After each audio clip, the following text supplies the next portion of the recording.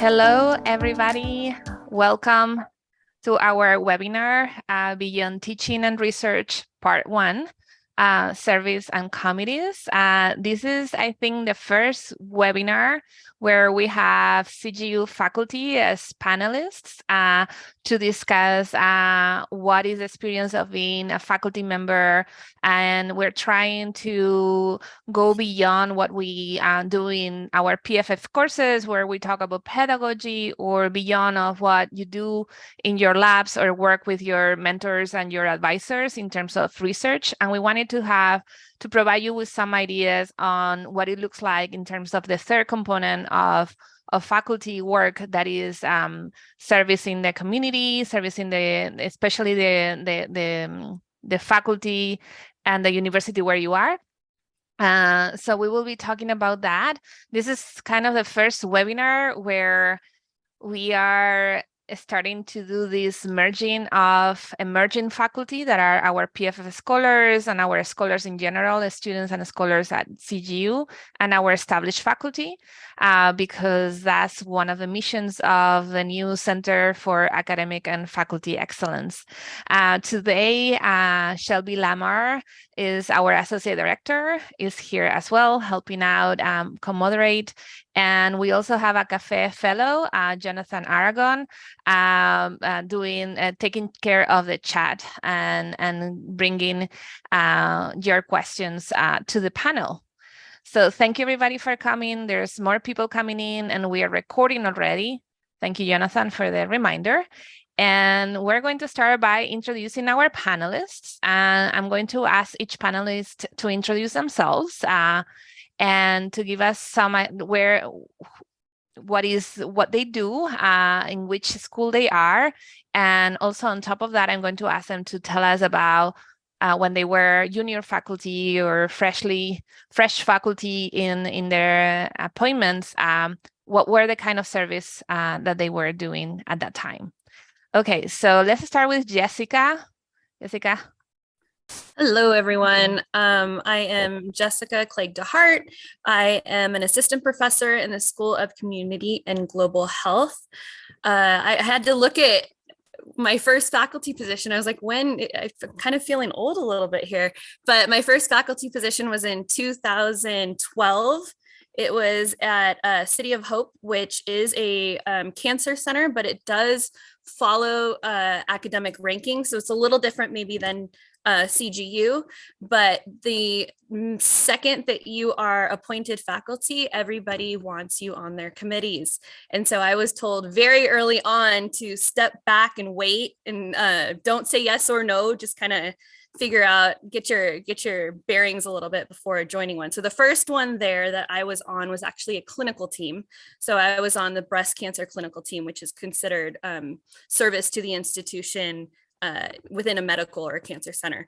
At CGU, I came 2018. Once again, you're asked to be on lots of committees, but what I did in this case was to look at where I thought my skills would fit the best. And where I could help the most on a committee. So the first committee here at CGU that I was on was the transdisciplinary committee. And so using, my background in research and whatnot to do that. So that service to institution, I think we'll probably talk about service to field later, but so nice to see everybody here and a lot of names I know. So hi. Perfect, Jessica, thank you. Let's go with Melissa Rogers. Sure. Hi, I'm Melissa Rogers. I am faculty in the Division of Politics and Economics. I'm kind of on the politics side of things, but often work across all of DPE. I have also, I was Associate Dean of DPE, and I've been department chair, division chair, department chair. There's a long list of things we can talk about that I've done at the department and the university level. My first appointment was first at the department level. Because we're so small, you typically come into the leadership of your own field immediately when you come in. So I've been in the leadership of comparative politics since day one, and I've been the chair of comparative politics since 2015. And my first role at the university level was in the academic standards committee. And I was also on the library board, I think actually perhaps simultaneously. I can't remember which one of those came first, but the Academic Standards Committee evaluates new programs, new degree programs for their academic, or whether they meet academic standards. And the library one, that one was a posh one. And if you ever you can never get that one, I advise that one to the new faculty. But that's really in the CGU context. That's a consortium type position where because the library is a shared good across the consortium. It's kind of an institution of federalism, and CGU has particular interest in the library because we use it more heavily than the other units. And so it's very interesting from a political perspective, which is mine. But it came with lunch, and that was a nice plush role. Let's go with Deborah. Good afternoon, everyone. Again, I'm Deborah Carter. I'm in the School of Educational Studies. My particular area is higher education. So I do research on college students and faculty and institutions. Let me see. So I have been a faculty member in 3 different institutions. Indiana University was where my first position was. Then after that, the University of Michigan, and then I came to CGU in 2012. And I've been a faculty member for a long time, so I'm trying to think back to what my first service positions were. And, just as a point of clarification for those of you who might not know about service, I think of service in a couple different dimensions. There's service to the institution, which may mean department or university, but in larger institutions like Michigan and Indiana University, we also have programs within department. My home department had 3 programs. And I was at some point program chair of my program.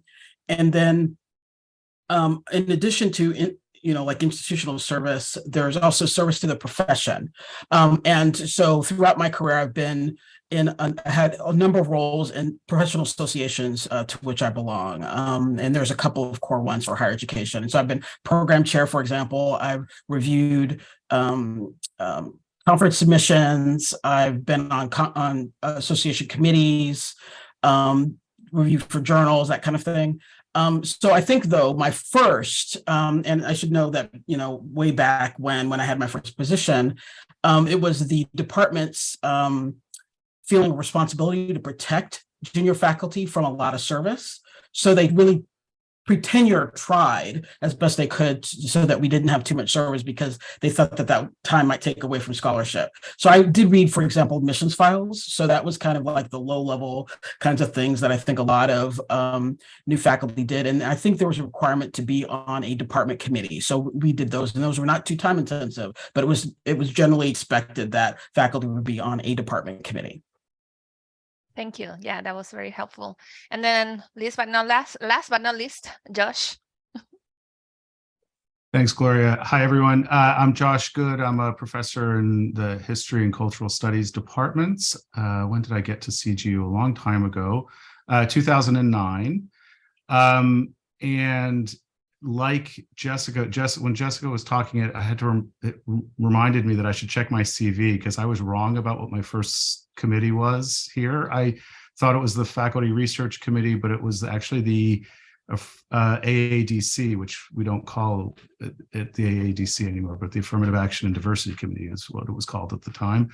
I've served on a number of university-wide committees, and then consortial committees, search committees, all that sort of stuff.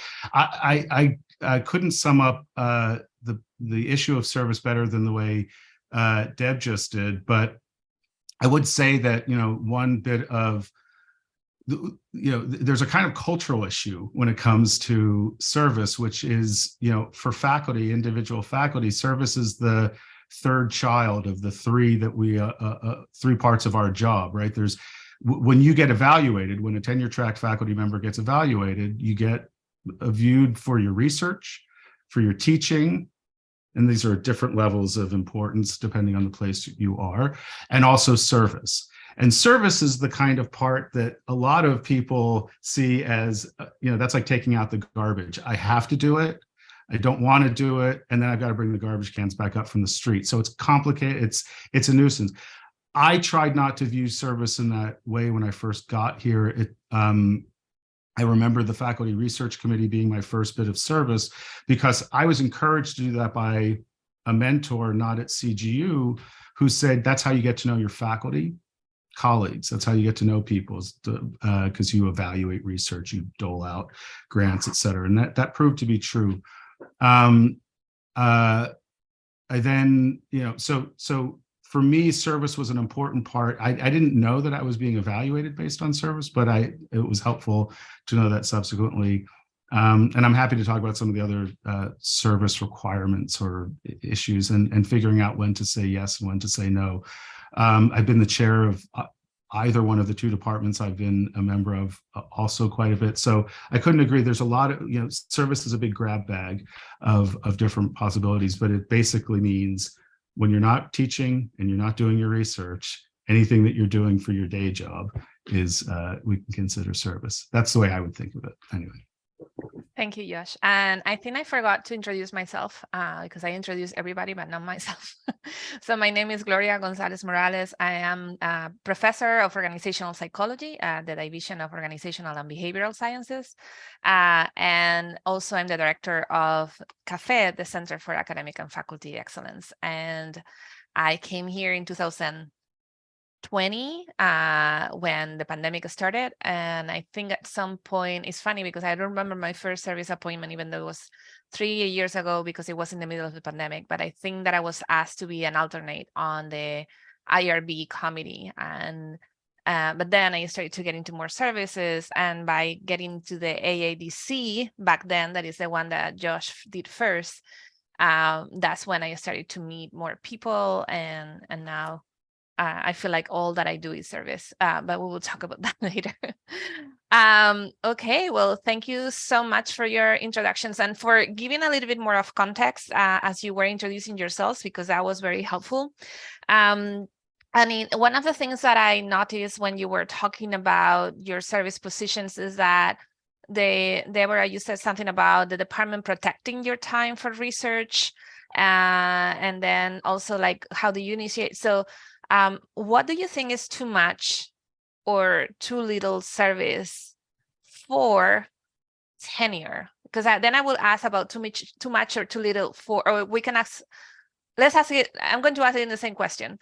Too much or too little for tenure, or too much or too little to get to know the faculty, get to know your colleague, get to be part of a community? And how do you manage that balance? I can start. Gloria, I think that your question is a really interesting one, and I think that it's kind of difficult to answer for a variety of reasons, right? At Indiana University, there were 3 potential tracks where people could gain tenure, and service was one of them, actually. That if people did service and scholarship on service, that they could get tenure in that way. There are other institutions that don't count tenure, they don't count service very much at all for tenure, and or look really discount people's time, right? So that's one complication. The second complication that I have seen in research is that faculty of color, marginalized faculty, really like service because that's how they can connect with community, their research, their interests. And so it seems to me that what people need to weigh is how can you be productive in ways that your institution needs to for tenure, while also feeling like you're getting what you need from your position. And so weighing that is kind of a constant struggle that I think we do post tenure. But those are among the things that lay in the balance.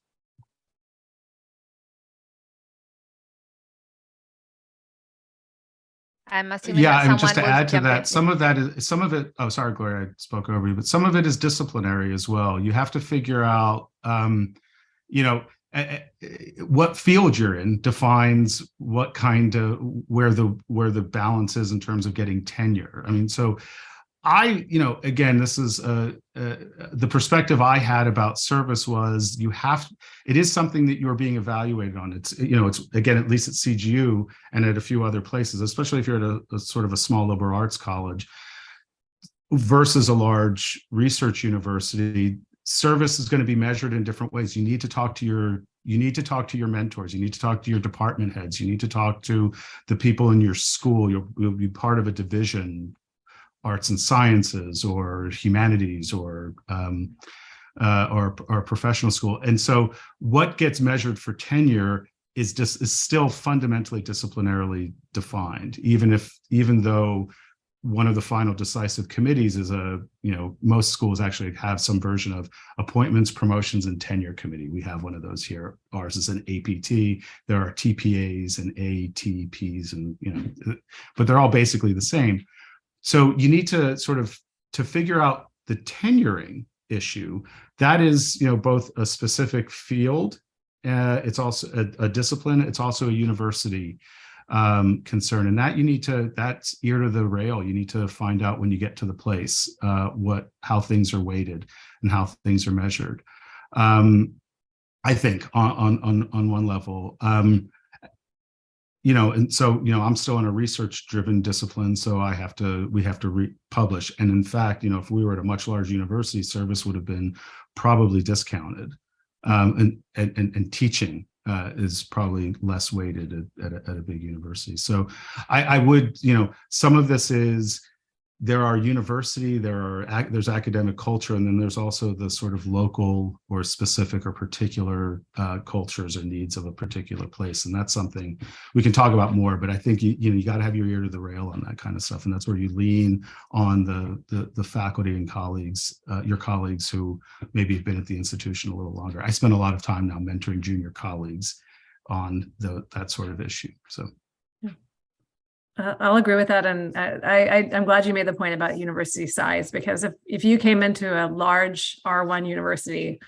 you would be doing almost no service before tenure, as my understanding. But at CGU, it's day one, you're going to be expected to do something like that. In my disciplinary perspective, or my philosophy on this, is that the new faculty, I really like to see them. I see our main job as, aside from the research that we publish, as really being student-centered and student-focused. And so where I provided by junior faculty is really in service of the students. So around, the administration of things like the curriculum, qualifying exams, contributing to, say, the curriculum committees and research methods, right? So it's really important in our field, doing things like governing the qualifying exam process, these sort of things where it's really specific to your discipline. It's within their expertise coming out of grad school. This is kind of what they know to do. And then as your career advances, right, as you get kind of farther, you can start to contribute more to university-wide, either department leadership as well as university-wide service commitments.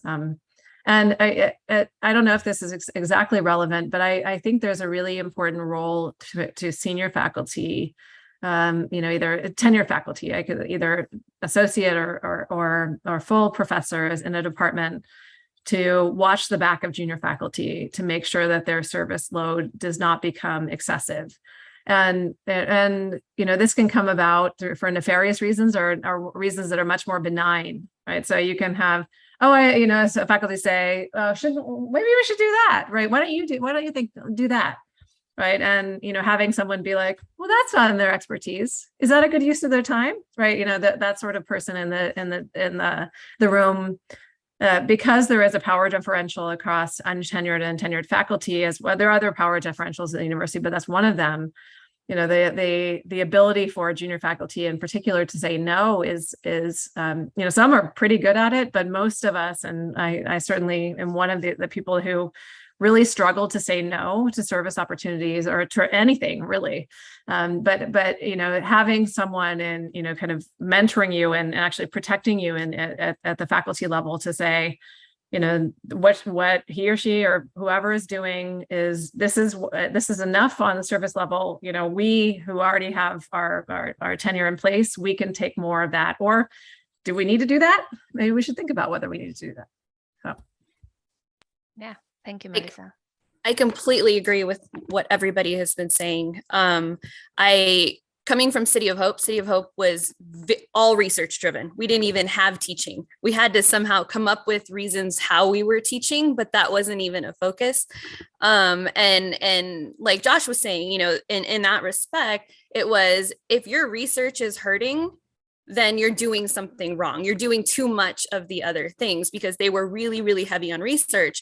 And I would say there, 90% of my service to the institution was actually going and talking to donors, talking to funders, you know, doing presentations, all that to get more research funds in. So in that respect, all those presentations and dinners and whatnot counted towards my institutional service. Again, because it was so research heavy, the majority of my service was to the field, to the profession. And when right out, you know, even before as a faculty member, I made sure that I was out going to those, you know, national meetings, starting to get on the committees there, so that by the time, even before I was president of this or that committee, always making sure that my research was still happening. Because that would be something that when I sat down with my dean, they'd say, that's great that you're doing this, but where are the papers? So if any of you are going in that field, that is going to happen. You can feel like you're really busy, you're doing all this stuff, but if you don't have publications and whatnot, all that may not matter depending on where you're at. Now at CGU, there's a lot more opportunity to do like service, for the institution. So I do find I'm doing more of that, but again, I'm in research. So it is still, you know, protecting myself. And I happen to have really good mentors that help protect me as well with my time, to make sure that I am getting the papers out, that I am getting the grants out, and the research is being done, while still, to me, doing the fun part of doing service and with my institution, and then continuing the service within the field too. So that's not necessarily just editing or editorial type things of manuscripts and whatnot, but also sitting on grant review boards. I mean, it's a lot of, I think everybody can agree, it's a lot of unpaid work that you end up doing, which can be rewarding. And that you do get to meet a lot of people. You get to meet other faculty within your institution, other faculty outside of your institution. But the best advice, if we're giving advice, I don't know. I guess something I've learned, I should say, or some of the advice that was given to me early on was figure out what is most important at your institution and for your position. And for me, that was research. And if anything was hurting the research, then I needed to cut back on it. Because at the end of the day, even with those three categories, for me, the research, if that was hurt, it didn't matter if I did a million amazing things in the others, that was the most important. So that just, again, is saying what everyone else did. It depends on your institution, your field, your department, all of those things and your expectations. So just be really honest with your supervisors and mentors and get that honest feedback on what should I be doing. Thank you. This is great advice, and yeah, we're looking for advice, especially because as new faculty encounter different institutions, like this idea of figuring out what is more important and how to deal with it, I think is the best idea.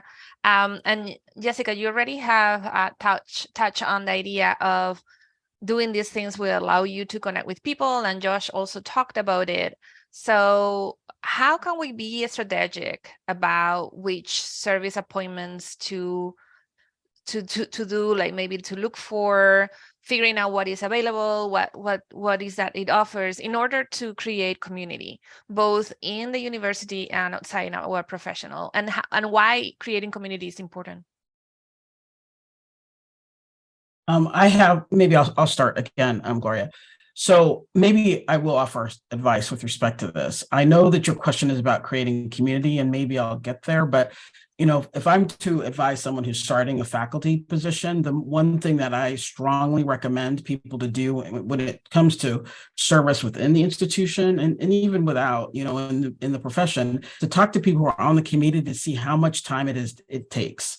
Because sometimes, you know, you'll hear about, oh, well, this committee, and it might be really interesting, but you have to really ask some key questions about, is this going to take over your life for 3 weeks? Or, you know, is this something that is just, you know, a meeting once a month for 2 years, right? So that's really important to try to get a sense of what kind of commitment, how much work will you be writing? Will you just come to meetings, that kind of thing.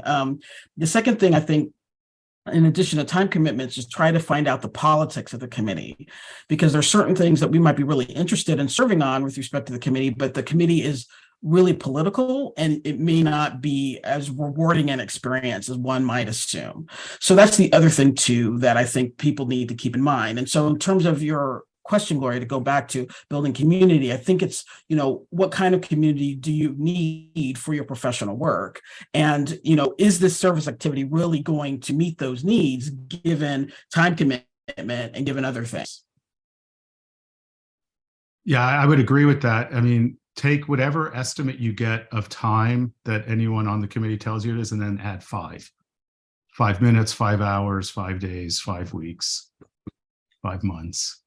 And it's always a little more work. I mean, I'll just add, I'll put political economy of our jobs in the university aside, and I'll lean in on the cultural side a little bit to think about those specifically university-wide committees or service requirements. I mean, I think, it's interesting because I don't think of the work that I do in my fields, in my profession outside the university necessarily as service work. That seems to me to be voluntary. So when I'm an editor at a journal, those are that's service, but it's actually part of my professional status and development. And I don't actually see that as part of my university service, though it does get brought up in the annual reviews that we do. I would say, to answer your question, Gloria, for me, I was actually early on strategic about university service commitments or committees because, I'm just repeating myself, but I actually like the idea of we're at a small institution, 120 faculty. So sitting on the faculty research committee allowed me to meet people outside of my fields and outside of my school that I wouldn't ever have met. And then for the sins of serving on the faculty research committee, I moved up very quickly to the faculty executive committee. And my first position on that was as the chair of it. And that's how I got to know Jessica and Melissa and Deb, because I had to ask them to sit on other committees, which was a different kind of service. But I think for me, looking at committee work and the service work at the university, again, ignoring the political economy, ignoring all of the issues that can arise from it, I thought, okay, what would be interesting for me? I really sort of focused on the privilege of serving on a committee, which is not generally the way we view it, and thought, okay, what is this going to teach me about the university? What is this going to teach me about my colleagues? What can I get from this apart from just purely thinking about it as the 4-letter word of service? Oh, crud, I have to do this to keep my boss, the provost, the dean, happy. What can I get out of this? It was an intellectual engagement. So faculty research committee, I learned about the faculty research. Faculty executive committee, I got to learn a lot about the culture of the institution. To Melissa's point about doing consortial committees, that was really interesting because then I got to learn about how the consortium worked and what those people that we never talk about, those consortial faculty that are colleagues, how they think and feel and see the university, in addition to the coffees and lunches that you'd have. So that it's a slightly different perspective with all of the problems that might accrue with that perspective. But to think about committees that, especially at CGU, where they're voluntary, you put your name forward for specific committees. Think about ones that might be of interest to you intellectually, and then see what happens from there. Some of them are really boring too, so I'll tell you what those are, but offline. Luckily, I haven't had to serve on the boring ones yet, so I've enjoyed my service so far. I would add on to that if try to find something too that you feel like you have skills to add, because then that requires less work.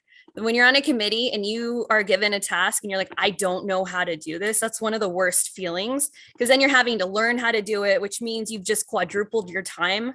of what you're having to do for that committee. So if you can find things like, I'm now on the research committee, I know how to review grants. I'm comfortable with reviewing grants. I know it's not going to take me 40 hours to review a grant because I've done it before. So that fits me. And at the same time, I get to meet people from other departments and learn a lot more about, the faculty research, the different schools, especially coming from a medical background, to read grants that are liberal arts based and politics based. And it's very cool. So I've learned like a ton and gotten to meet a lot of people, even though I was one of the newer faculty and then the pandemic hit.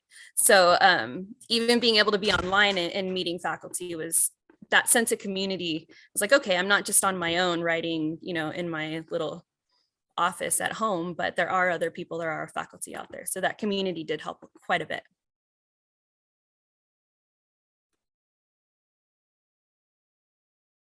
Melissa, any thoughts?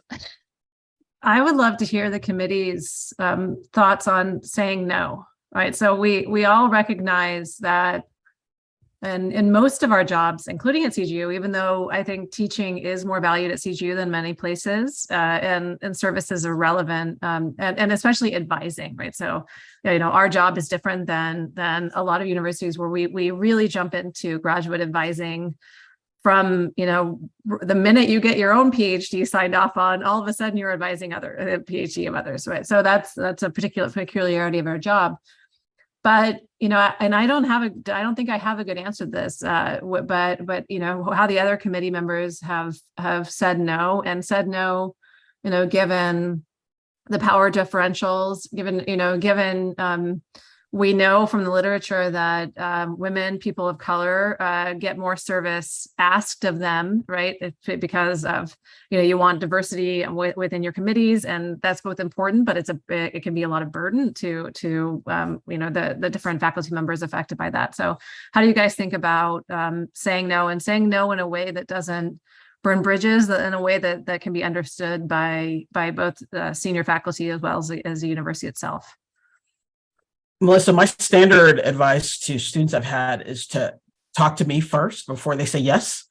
And I can help them arrive at language that they feel comfortable with and saying no. I think talking to mentors can be really helpful in forming that language, because usually there are really good reasons why people need to say no, even if it's something you want to do. And so talking that through with someone else, a peer mentor, can really help you think about, okay, let me craft this. For example, this is a really exciting, but I think it'd be better for me to do this in 2 years. If it's a regular committee, right? There's things like that. It can sound, it's still disappointing, I suppose, for the person who asked, but it still is worth. Yeah.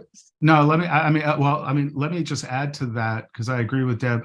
The way I approached it before, so, on the FEC, I was the one asking, and that was after years of being the one who was asked. When I was asked, I always thought of the no's.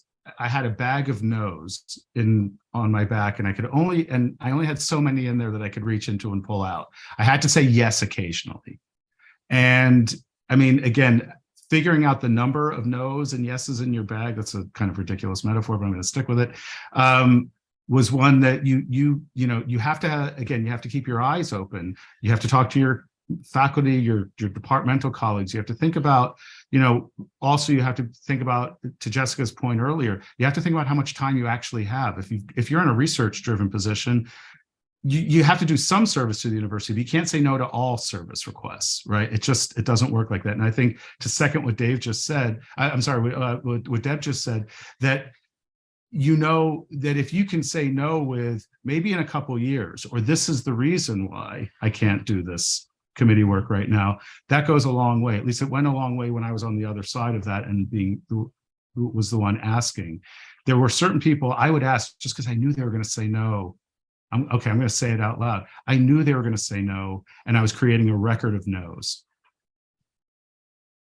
So I could then say, your bag is empty, and you still have one little piece of yes in there, and you're going to have to use it now.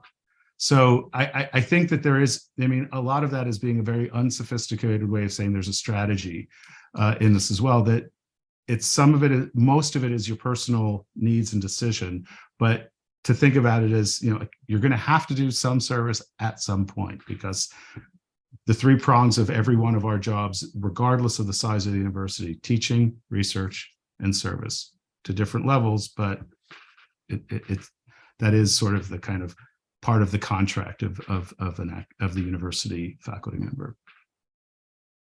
Thank you, Josh, because you talk about politics in service without saying politics, like how, especially when you have power to do that. Like I had, as an associate editor of a journal, I started to do that too. Like I knew they would say no. Reviewers in my editorial board were saying no, and I just was creating a record to then go back to the chief editor saying, you need to take care of these people. And before we go with Jessica, that probably has a lot of things to say about that, I just wanted to provide like also a nugget of wisdom is like never give a response right away. In order to say no, you have to be able to have the time to talk to a mentor, as Deb was saying, or to reflect on how many no's you have in your bag, how many times you have said yes, and what is the time that you have. So I always answer, I would say that I have like even like a template in my email that says, that sounds like a very interesting and exciting opportunity. Let me take a couple of days to think about it, and that I actually can commit with all my resources to it. And it's a very positive message that is providing and saying, yeah, excited, I want to collaborate, I want to contribute meaningfully, but I need to think if that is possible. And that was also creates a state to say that I'm not saying no just because I don't want to or I don't have time. It's because I cannot contribute in the way that this exciting opportunity deserves. And that those are ways of crafting your message that can help ease the no.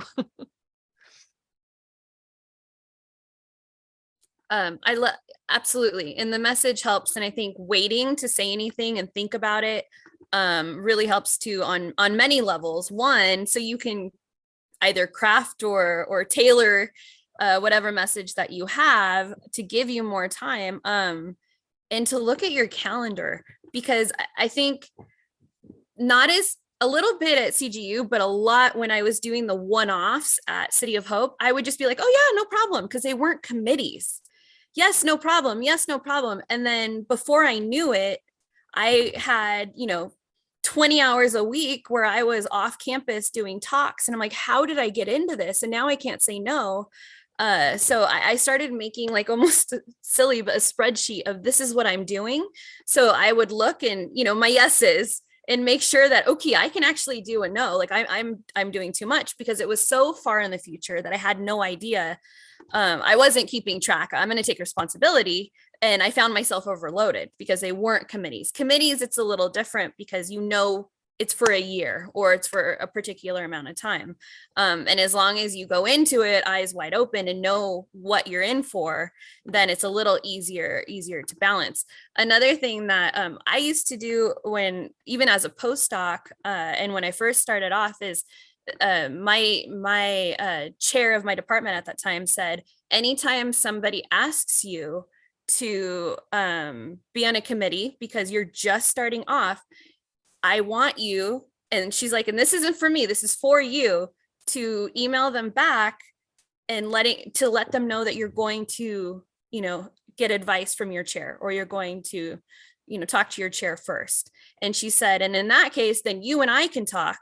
And if you're overloaded, you say, my chair said no. And it's not on me as the junior faculty member or the postdoctoral fellow, it's on my chair. But she and I were talking to make sure, and she'd look at my load and say, Jess, I think you're doing too much, or back off a bit. So that mentorship was really helpful. In other cases, I didn't have that mentorship, but luckily I had it right out the gate.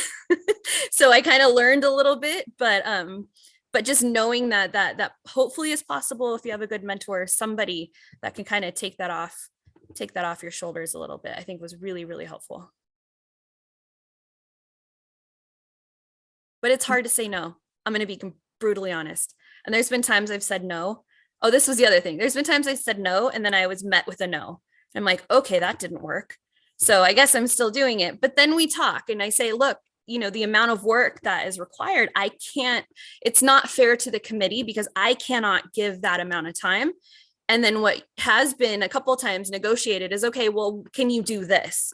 Yes, I can do that, and so basically the terms of what is needed from me on that committee changes, and the workload that I can give to the committee so that the committee is getting, if there's someone else that can give more than me, then maybe that's the right person for that year, for that month. But if not, then you might need to negotiate a bit. And not all committees are open to negotiation, but some are, and I have done that in the past. Thank you, Jessica. So, Melissa, you posed a question. Do you have any answers to it? I like all the answers. One thing I wanted to echo from Deborah's point is asking us, right, as your faculty, because I failed at this a lot in my own career, in my own life. I fail at it, I think, now too. But I have students that are like, oh, I interviewed for this job and blah blah blah, and I'm like, why didn't you tell me, right? Like I could have helped you, right? Or it's been 6 months and I can't figure this thing out in my dissertation. I'm like, why'd you ask me? And so it's frustrating from our perspective of, we can't fix everything, but a lot of times we can have the distance or the experience in something to be able to say, that's important, that's not important, that should be prioritized or not. And also to have the other side of perspective of, I know that when people say no to me, a lot of times I'm like, okay, like I get it, right? That's fine. Other times I'm like, they don't do anything. I'm not happy. but thinking about that, think about what it looks about like from the other side, about the language you can use, the construction of that. And, I think it is important to say no, because if one thing I've learned is if either you don't say or no, or someone doesn't say no on your behalf, they will pile on, especially if you show competence in your field, right? So, if you work hard, if you're cooperative, you do a good job, you're gonna be a common choice, right? And rationally so. But there's no one that's going to be a better advocate for you than you, and no one is going to be looking out for you all the time, right? And unless you ask them, right? That's the other thing is asking for advice and asking for help. But you have to say no, and you have to make sure that you prioritize the things that are important in your career. And and I don't think I've always done that. And I think I've sort of gotten away with some of it, or just sort of overstressed or done too much for that. And I think it was a wrong choice in a lot of cases, and one that I would hope I could help my students make a better choice about. Can I just add one little detail to that, Gloria? So I'm going to say it this way, because I agree with everything that's been said, especially seeking advice from colleagues, mentors, other people, friends who are teaching elsewhere. I think it's essential. I mean, thinking about what Deborah was saying before about, having students come and talk to her about these things, absolutely important. It's also good to get second opinions in that sort of, not because your trusted mentor is wrong, only because it's actually an interesting intellectual exercise in discovering how many different opinions there are about university service or about work in general. I mean, this panel is really exciting and interesting because it's basically a version of that. We're all, in a sense, saying very similar things, but sometimes in slightly different ways. And so I do think, because, I spent a lot of time in the early parts of my career, which is sad. It saddens me to think that I have an early part of my career. I'm not in it anymore. Though today is the first day of the rest of my life. That I thought that there were hard and fast rules about everything. I thought that there were hard and fast rules about every decision that I made. And the fact of the matter is, it took me a long time to realize, oh boy, there aren't. Right. And so it's good to get a sense, it's good to get a sense of what all the multiplicity of opinions are, to then do exactly what Melissa just said, which is think about, make your own decision with all of the evidence that you can muster. So I don't know if that's helpful, but I felt like it's sort of kind of an important addition. Yeah. I want to build upon that Josh, because I think there's a selection bias on who's in this committee itself, right? So, who responds to Gloria's email and request and says they will do this and use their time this way. And so you're getting a panel of overcommitters, I suspect. And so I think we can, once you have your job or your role, or you can even think about whoever this was at your university where you got your degree. There are some people who have no trouble whatsoever at saying no, right? And there are some people who are very economistic, or sort of they're very short-term, self-interested, rational actors that say, what's in it for me? If there's not anything directly in it for me, no. What are you gonna do for me? And while, I mean, that's not my personality, I would struggle to live that way, right?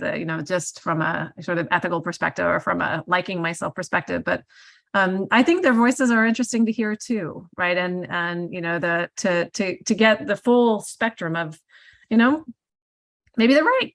Sometimes they might be right? And what are the incentives created by your work? What are the incentives created by your university? And really get the full spectrum of those opinions. Thank you, Melissa. That was really wonderful. Like a very good insight about that. When I was in my previous university at University of Guelph in Canada, my students saw it from outside and gave me this.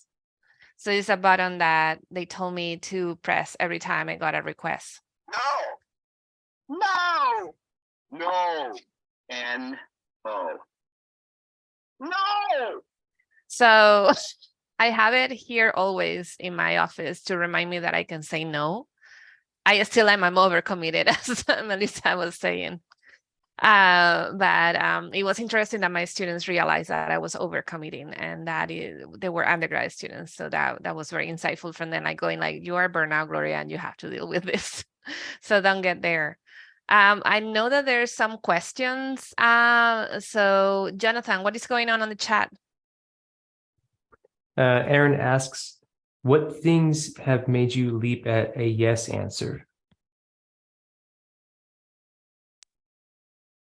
I'm happy to start again. I don't know that I would describe any of my behavior as a leap, but there are certain things that I have said yes to because I have weighed, will I learn something from this experience? Like that, to me, that's like my bottom line. Like, will I learn something from this experience? And so there are certain things that I was like, yes, I will learn something, and it'll be interesting to me, and there's a broad range of things I'm interested in. So that's not, particularly high bar, but that's something. And depending on the kind of the service role, I'm also interested in, will something change as a result of me being on this committee? Because I am interested in moving forward as opposed to stasis. So those are some of the things that I weigh, but I'm at a different point. Like, I'm post tenure. I'm not sure that I made those kinds of decisions early on. I think mostly I think the one thing that I did do early in my career was, will I learn something from it, right? And so that's, I think, been kind of the standard question I always ask. I'll add to that. I agree. Oh, go ahead, Josh. Go ahead, Josh. I want sure? to say very quickly. I think this is part of Deborah's second point, which is that if there's something I can do to make my job better, make my university better, make the experience of my working there and for the students better, that's what's motivating to me. So things like serving on search committees and stuff like that. It's like, what can we do to make our ecosystem, our culture, our training, et cetera, better? That's what interests me, as opposed to, something that looks fancy on a CV. Sorry, Josh. No. I was going to say the same thing, except I was going to ask somebody to hum some inspirational tune. As I was saying, there is an element of, you can't curse the darkness, right? You got to light a light. And so part of, committee work is about trying to, improve whatever it is at the university. There are certain committees that I wouldn't have done, like the Academic Standards Committee one. I only knew about it once I became the FEC chair. And boy, the work that was done on that committee, I would not have been value added on that committee. But honestly, and I'll speak openly, I mean, the reason why I agreed to the FEC, even though I don't think I was ready, I'd never served on the FEC, so being the chair of it, but I knew that a presidential search was going to be coming up, and I knew that the FEC chair was involved in a presidential search, and I thought I wanted to have that experience. And we had a series of presidents that, I thought were not bringing the university forward. And so instead of complaining about it, I thought I better be involved in that. The faculty executive committee, sorry, Gloria. So the committee of committees. So I agree with Melissa's point that some of this is about, and to Deborah's point, that some of this is about developing skills or learning about the university, and then you get a completely different perspective on university work, and your colleagues is, from the different kinds of perspectives. You get to meet them, you get to also see how they engage or how different disciplines do their job. And then you also have a say over, especially at a place the size of CGU, you have much more, you have a much bigger part of your hand on the spoon stirring the pot than you might otherwise at another university. Someone else in the chat said that they've said yes in the past out of fear. Has that ever been the case you found?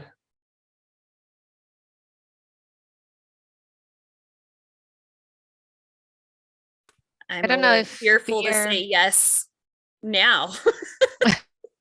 Yeah, I would say, more when I was even more junior as a postdoc and stuff, depending on who sent the email to me. The higher up in the organization, the more fearful I was to say no. But I have to also say that I had a mentor that kind of helped me with that at that point in time, but not all of my friends in academia did. They didn't have somebody to kind of get them out of it, or to, help weasel them out of that hierarchical type ask. But yeah, absolutely fearful that if I said no, what would happen? Would I, get a bad review? Would it just look like, how would I look? So it's much easier to say yes in that moment, but a lot harder if you've said yes and you can't fulfill those duties because you are overloaded.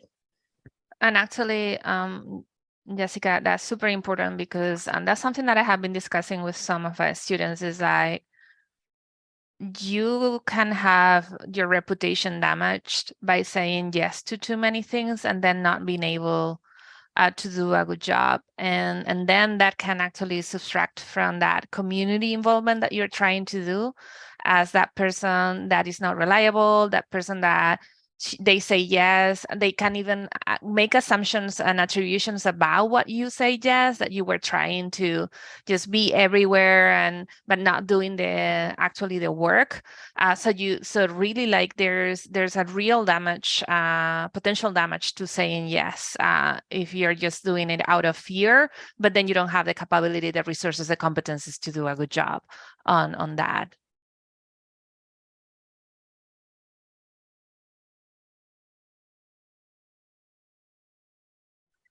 Maybe just a quick comment. Another strategy that I have employed over the years for people who have asked and I need to decline, I also suggest other people's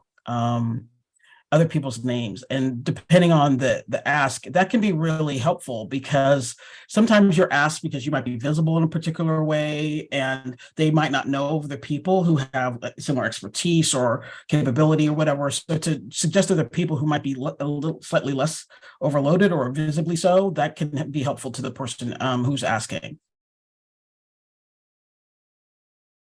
Yeah, and that's always very, very helpful to know, okay, not me, but have you thought about this person? And that person could be, as you say, someone that may be very suited, someone that may benefit from that opportunity, or even someone that always is saying no. So kind of pushing it into them, because that they are not doing their fair share within the department or the unit where you are. Do we have any more questions, Jonathan, on the chat? No questions in the chat, but it sounds like the answer to the last one was sometimes there's fear of making a bad impression, but you can make a worse impression for yourself by saying yes to things that you don't have the capacity or skill set for. But if you work with your superiors or you can recommend someone else, then that way you can save some of that impression worries by getting some backup. Yeah. Okay, well, we are at the top of the hour, and I think that we have discussed a lot of ideas around this. Thank you so much for saying yes to this. I have to say that I handpicked who I was asking. It has been great to feel supported by so many of the faculty on these initial steps of CAFE. I hope that everybody has enjoyed this session. It's going to be available in our website. So if you have students or colleagues or more scholars or even alumni who are starting to looking into being junior faculty, just direct them to our website where you will find the recording. So thank you so much again for saying yes, and